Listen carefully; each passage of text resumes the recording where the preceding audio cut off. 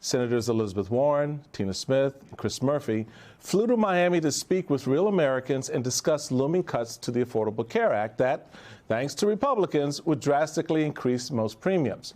Check out this headline from NBC Miami. Quote, Florida's insurance hikes and uninsured rates will be among the nation's largest if ACA credits expire. In total, nearly 5 million people in the state rely on Obamacare. Joining us now, Senator Elizabeth Warren of Massachusetts and Senator Tina Smith of Minnesota. Senators, it is good to see you both. Notably, neither of you are senators representing the great state of Florida. Senator Warren, why take this fight to Miami? Look, Miami is really ground zero in the people who are going to be hurt when the Republican cuts to health care go through. And so we were down there to hear the stories of those people and to bring those stories back here to Washington. You know, look, we've got to have people here up close and personal what it means to take away health care. We heard from a woman today who talked about both halves, what it's like not to have insurance and what it's like to have insurance.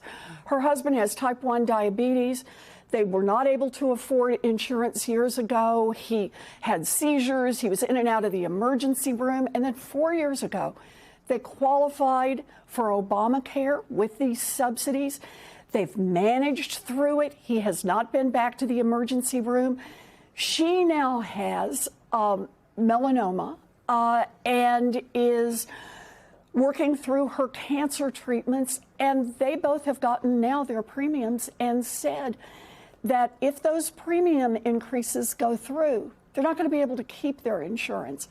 And that means she was literally talking about, does my husband give up on his diabetes care and end up over and over in the emergency room? Or does she give up on her treatment for melanoma and gives up on that? I just want to say, you know, the Republicans need to sit down and talk to their own constituents about what it will mean to take away health care from all of these folks. These are good people who do their best, and they're scared to death because they're about to lose their health care.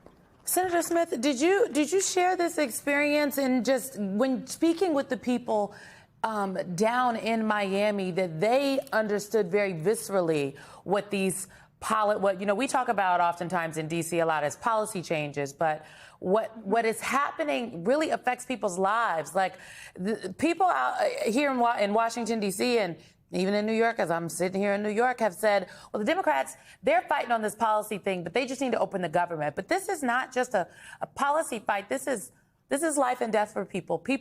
I don't think it's hyperbole to say people will die. No, it's absolutely right, Simone. And this was what was so powerful about this conversation today that Elizabeth and Chris Murphy and I had, because people were really just laying it out there. They were telling very personal stories about their lives. I mean, we talked to this one man, Seth, who's a clinical psychologist. He has his own practice. He has a child who has been diagnosed with autism. He has a wife who had breast cancer, and he has a serious heart condition. And he told us that his health insurance premiums, because Donald Trump is allowing these premiums to double or triple, his costs are going up by $18,000 a year. And when you could $18,000? $18,000 a year is what it's going to be. And he's like, I don't know how we're going to do that. We're going to try to work it out. And he got choked up as he's thinking about how is he going to plan for the future of a child who's going to probably never be able to live completely independently. And all of those feelings that you have as a parent, the need that you have, the craving you have to take care of your family.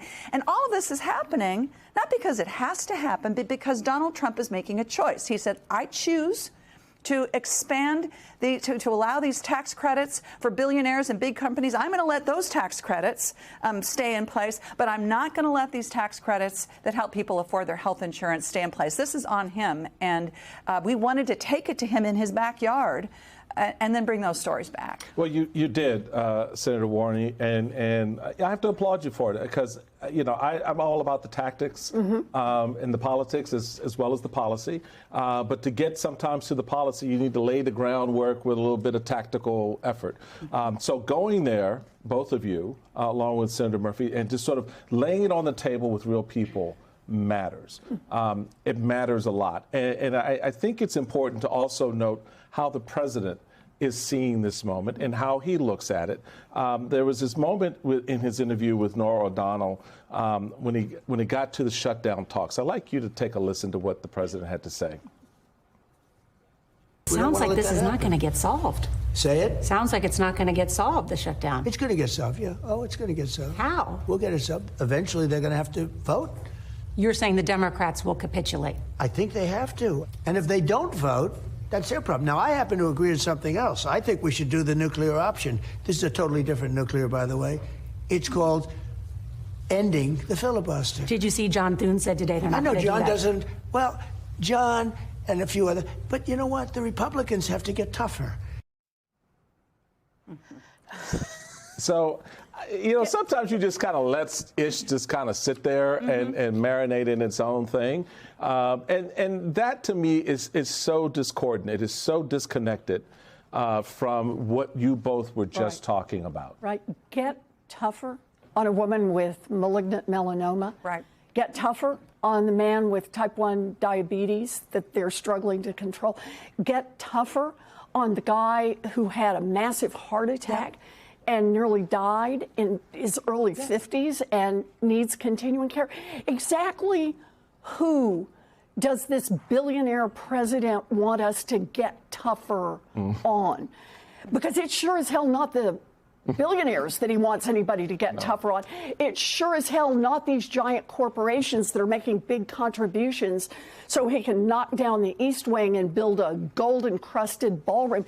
It's not the people who show up at some great Gadsby party. Right. Get tougher on our brothers and sisters, our neighbors, our cousins, the people who will suffer because the Republicans are determined. They would rather shut down the government than just offer a little continuing help. We're not asking for anything new, just a little continuing help for the people who need it. And if anybody could see how hard these people are working that we were talking to, I mean, like 2 jobs, 3 jobs, trying to hold it together, trying to balance it out. And I don't know how anybody could work any harder. I don't know how anybody could try any harder to make their family finances work while grocery prices are going up too and energy prices are going up too. And Donald Trump, had I don't know what's wrong with him, but basically said, oh no, grocery prices are going down. He's so deeply out of touch. But it's not just that, it's just the cruelty of it that is what struck me when I heard that. I think the cruelty is the point. That piece of the interview that Michael referenced that we played for the audience, when I listened to the entire interview, the one that people saw on TV and the one you only could find on YouTube, that's another story. We'll get into it next hour, folks. But I was struck by the fact that he is using this. He believes that this is just political leverage. He thinks this is just the political game for him. He's like, look, the pain is the pain, and eventually they'll relent. That's essentially what he is saying. Meanwhile, there are real people who are stuck in limbo here.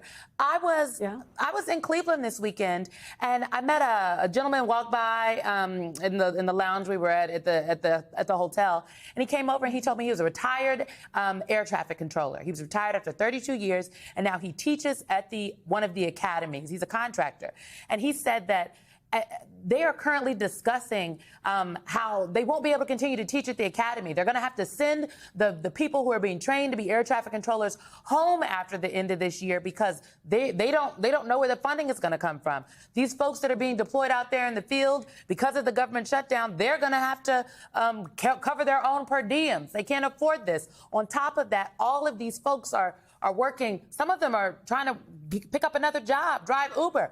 And as he was explaining this to me, I was like, did you vote for the president? He said, no, I didn't vote for him, but I have people in my family who did, but I just don't understand how anybody could do this to us. That's what he kept saying. I don't understand how they are doing this to us. I don't understand how they are doing this to us. And you've got it exactly right, Simone. It's Donald Trump is trying to figure out how to make more people hurt more. And how do we know that? Just look at hungry kids right now, right? Never before in a shutdown has there been any interruption of SNAP benefits. Everybody continued, no matter whether you had a Democrat or a Republican in the White House, you continued those benefits. So little kids didn't go hungry, so veterans didn't go hungry, so seniors didn't go hungry. And that was what Donald Trump's own website said in anticipation of the shutdown. But once the shutdown came, said, wait a minute, here's some more people you can hurt. And he seems to think if you can hurt those people, that will be leverage against the Democrats, which is another way of saying that Democrats care about hungry kids and hungry veterans and hungry seniors, but Donald Trump sure as hell doesn't.